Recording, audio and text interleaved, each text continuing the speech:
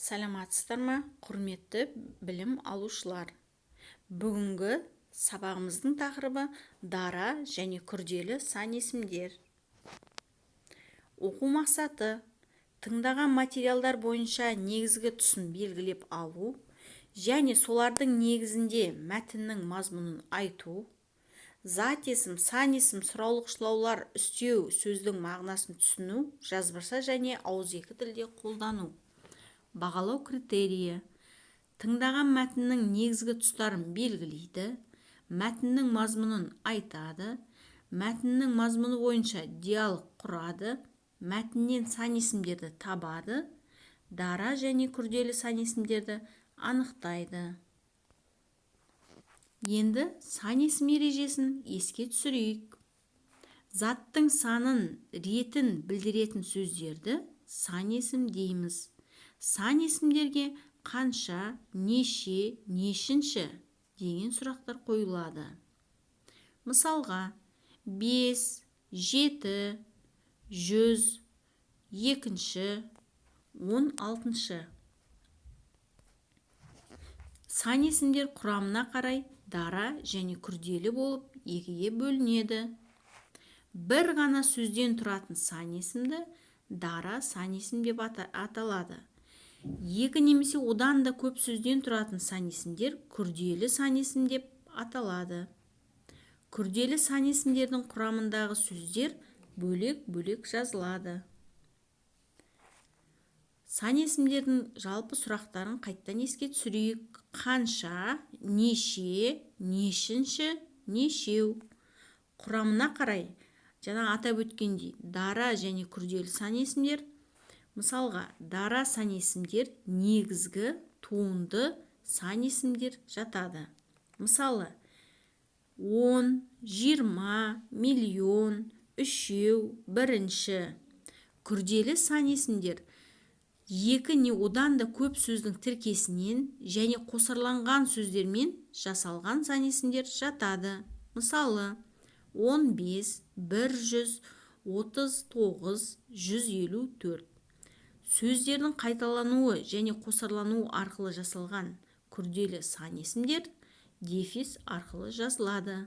Мысалға, 1 1-ден, 50 30, 60 70-дей, 5 6.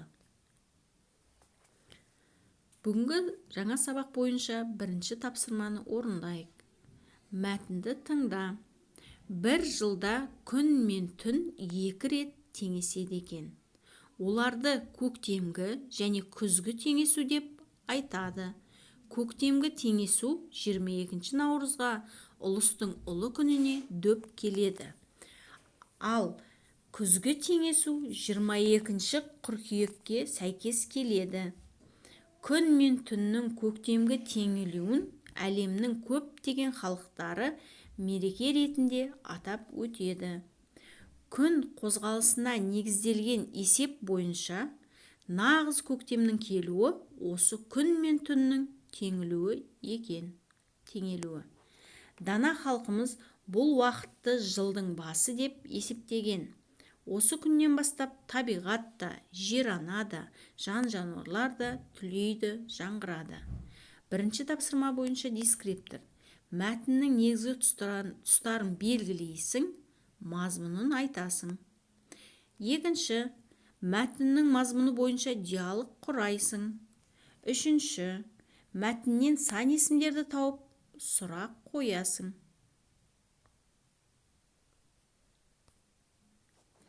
Екінші тапсырма. Дара және күрделі сан есімдерді бөліп жазыңдар. Бір тәулікте 24 сағат бар. 7 күннен құралады әр апта.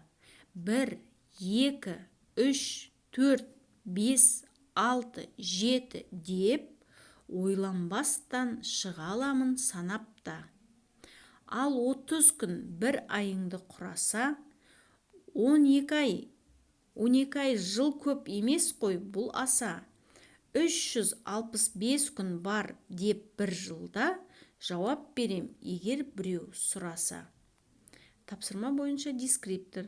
Мәтінді түсініп оқисың. дара және күрделі сан есімдерді ажыратасың. Оны мына кесте бойынша екі жаққа жіктейсің. Дара сан есімдерді бір жағына, күрделі сан есімдерді екінші жағына сөзбен жазасың. Үшінші тапсырма. Мәтелді жатқа жазу. Білгенің 19, білмегенің 99. Дескриптор.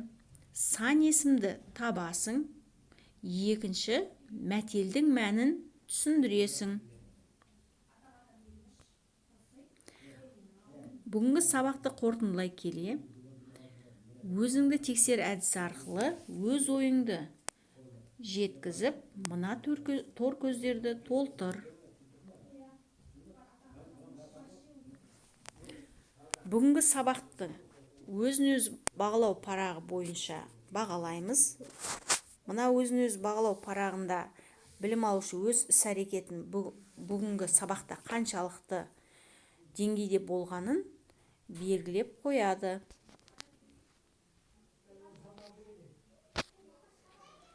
Үйге тапсырма. 59-шы жаттығу 100-101 беттегі.